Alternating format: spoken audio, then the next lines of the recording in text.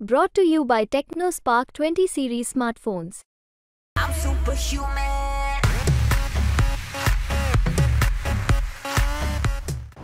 बारामती लोकसभा मतदारसंघातली निवडणूक जी आहे ती चर्चेत आलेली आहे। त्याचं कारण की पवार विरुद्ध पवार ही निवडणूक लढण होणार असल्याची चर्चा जी आहे ती मोठ्या प्रमाणावर सुरू आहे। मात्र ओबीसी बहुजन मोर्चाच्या माध्यमातून या लोकसभा मतदारसंघामध्ये आपली उमेदवारी दाखल करून विजयाचा विश्वास जो आहे तो व्यक्त करताना महेश भागवत आहेत।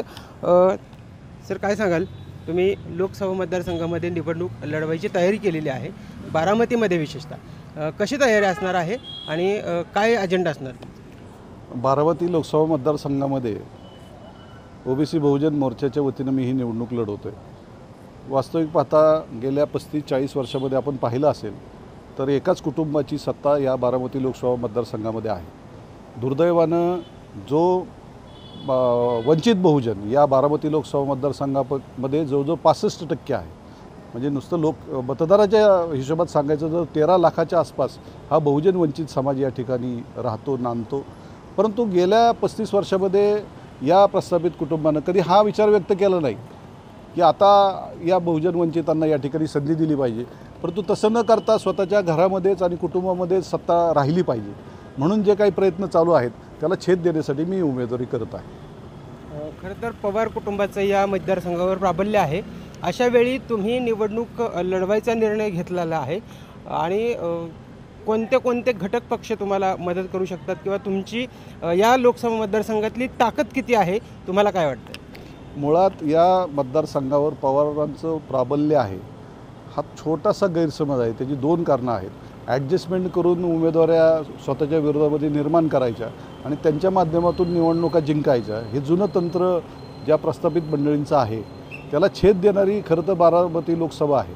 मुळात इथं फक्त बारामतीमध्ये 5वी लीड घ्यायचं आणि त्याच्या जोरावर उरलेल्या 5 मतदारसंघाची जिरवायची ही जी पद्धत राबवली जाते ना, त्याला छेद देणारी ही बारामती लोकसभा मतदारसंघातली पहिली निवडणूक असेल।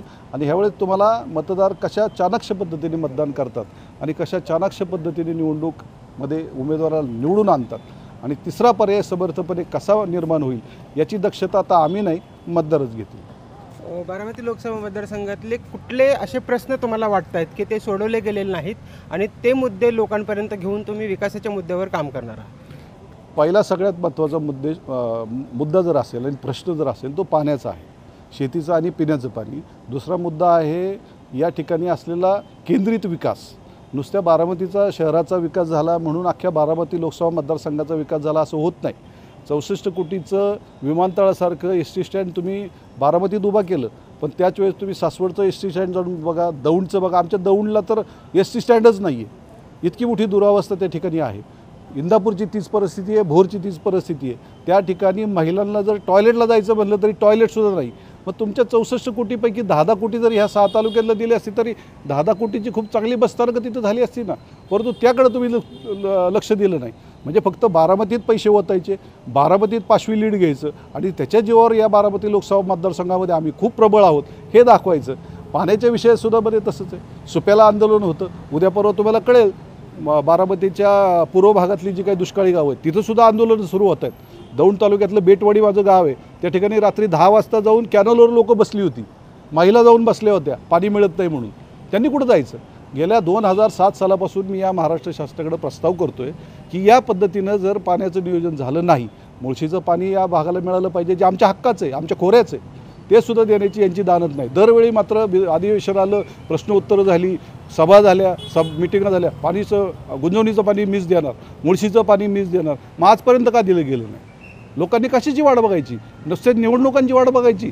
तुम्ही काय निवडणुकांसाठी आणि मतांसाठी हे प्रश्न प्रलंबित ठेवता का, असा संशय लोकांना निर्माण झाला आहे। त्याच्यामुळे आम्ही जे या मुवमेंटमध्ये काम करणारे कार्यकर्ते आहोत, पाणी प्रश्न असेल, शेतीचे प्रश्न असतील, साखर कारखानदारी असेल, दुधाचे प्रश्न असतील, या सगळ्या प्रश्नांच्या बाबतीमध्ये वेळोवेळी आमच्यासारख्या कार्यकर्त्यांनी जी भूमिका बजावलेली आहे ती भूमिका प्रत्यक्षात मतदारांसमोर जाऊन यांचे बुरखे टाराटारा फाडण्याची ही वेळ आहे आणि त्यासाठीची ही निवडणूक आहे। सध्या वंचित बहुजन आघाडी आणि ओबीसी बहुजन मोर्चा यांच्यामध्ये कुठेतरी वाटाघाटी सुरू आहेत, एकत्र येण्याची शक्यता आहे। अशा वेळी जे तुमच्यासारखे उमेदवार आहेत त्यांना विजयाची नक्की खात्री वाटते? मुळात विजय हा ठीक आहे, आपल्याला हेही मान्य की समीकरणावर सगळे विजय असतात. हे दोन बहुजन वंचित समाज जर एकत्र आले, जे मी आत्ता सांगितले की या मतदारसंघामध्ये जो 65% आसपास आहेत, ही संख्या कमी नाही आहे. बहुजन वंचित जिंकल्याशिवाय राहणार नाहीत.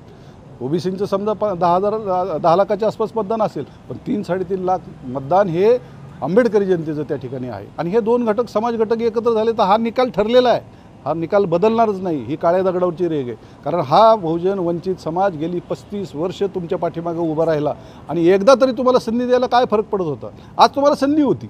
आज तुमच्या कुटुंबात उमेदवारी घेण्यापेक्षा तुम्हाला संधी होती बहुजनाला उमेदवारी द्यायची. का तुम्ही ती दिली नाही? अहो तुम्ही आमचं सोडा, तुमच्याही घटक पक्षातल्या कुणाशीही तुम्ही चर्चा केलेली नाही आणि एकतर्फी तुम्ही उमेदवारी जाहीर केलेली आहे. ही सगळ्यात मोठी अडचणीची बाब उद्याच्या तुमच्या निवडणुकीला त्या ठिकाणी होणार आहे. आणि हे दोन वंचित बहुजन घटक जर एकत्र आले तर विषय निश्चित आहे. सध्या बारामतीमध्ये खासदार सुप्रिया सुळे आणि सुनेत्रा पवार यांची जास्त चर्चा आहे. अशा यावेळी विजय शिवतारेंनी देखील दंड थोपटलेत. आता तुम्ही देखील निवडणुकीच्या मैदानात उतरणार आहात अशी सांगताय. नेमकं भूमिका कुठली असणार आहे? कारण सगळे जे 3 उमेदवार आहेत ते मातब्बर आहेत. शिवाय तुमच्या देखील नाव खूप मोठ्या प्रमाणावर दौंड भागात असेल किंवा बारामती भागात चर्चेत आहे. काय नेमकी भूमिका असणार आहे? तुमची राजकीय पार्श्वभूमी जी आहे, तुम्ही आता मगाशी सांगितलीत की जवळपास 50 वर्षाची कौटुंबिक राजकीय पार्श्वभूमी आहे. माझे वडील वयाच्या 21व्या वर्षी दौंड तालुका पंचायत समितीचे सभापती झाले. 7 वर्ष ते सभापती होते. वयाच्या 22व्या वर्षी पुणे जिल्हा मध्यवर्ती बँकेचे संचालक झाले. सर्वसाधारण 1978 ते 1983पर्यंत ते जिल्हा मध्यवर्ती बँकेचे चेअरमनही राहिले. मी स्वतः दौंड तालुका सुभाषांना कुल दूध संघाचा संस्थापक संचालक आणि चेअरमन होतो. मी संचालक भीमा सहकारी साखर कारखान्याला होतो. वेगवेगळी पदं वेगवेगळ्या माध्यमातून आम्ही भूषवलेली आहेत. समाजाच्या कामांमध्ये आम्ही हरिहरेनं भाग घेतलेला आहे. म्हणजे वर्तमानपत्रात जुन्या काळात जर थोडंसं जाऊन पाहिलं तर वेगवेगळ्या प्रश्नावर आम्हीसुद्धा भांडलेलो आहोत. त्यामुळे आम्हाला राजकीय पार्श्वभूमी आहे. परंतु कसं आहे, लोकांना ननंद भाऊजाईच्या भांडणामध्ये बराच इंटरेस्ट असतो आणि आपल्याकडे ती पद्धत आहे. सगळ्यात गोड भांडण जर कुठलं असेल आणि कडू भांडण जर कुठलं असेल ते ननंद भाऊजाईचं असतं. साहजिक आहे, मतदारसंघातल्या लोकांना जरा थोडे दिवस बरं वाटतं. परंतु आता थोडा समर्थ पर्याय तिसरा दिसल्यानंतर लोक आपोआप त्या पर्यायाकडे वळून आमची चर्चा सुरू होईल. परंतु चर्चा होणं आणि निवडणुकीत मतदान होणं ह्या दोन गोष्टी वेगळ्या आहेत. जे महादेवराव जानकर साहेब या ठिकाणी दुसऱ्या मतदारसंघात येऊन ऐनवेळी येऊन 14 दिवस प्रचार करून फक्त 70,000 मतावर त्यांनी प्रस्थापित खासदारांना आणलं होतं.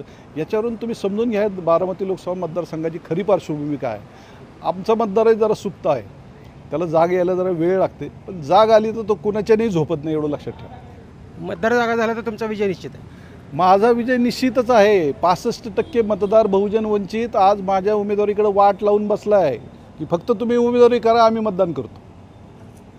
निश्चितपणे बारामती लोकसभा मतदारसंघामध्ये ननंद आणि भाऊजाई यांच्यातलं जे निवडणुकीतलं वातावरण आहे ते लोकांना आनंददायी ठरते. मात्र विजय जो आहे तो नक्कीच महेश भागवत यांचा होईल असा विश्वास त्यांनी व्यक्त केलेला आहे. कॅमेरामॅन अमोल समी, वसंत मोरे, मुंबई तक, बारामती.